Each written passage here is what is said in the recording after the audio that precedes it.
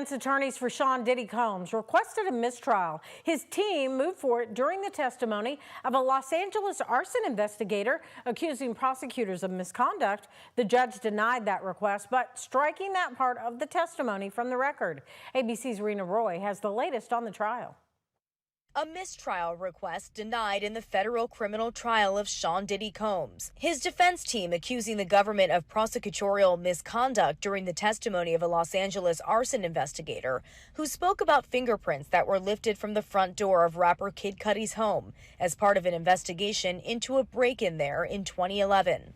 The investigator testifying that those fingerprints were destroyed, and when prosecutors asked the investigator if that was unusual, the defense accused them of trying to plant the idea that Combs was responsible. The overall implication, according to the defense, is that somehow Sean Combs created that disappearance. The defense moved for a mistrial, and they moved for it because what they said is it's unduly prejudiced, because this is the whole theory of what the prosecution is putting forth, is that he has this control and can make these investigations disappear. Instead, the judge striking that part of the testimony, telling jurors to disregard it.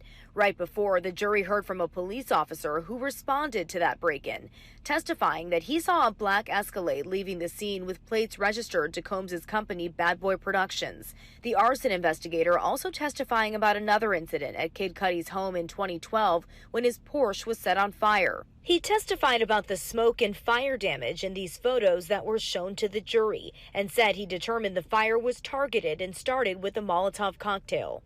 Kid Cudi last week testified he believed Combs was responsible for both incidents after finding out he was dating Cassie Ventura.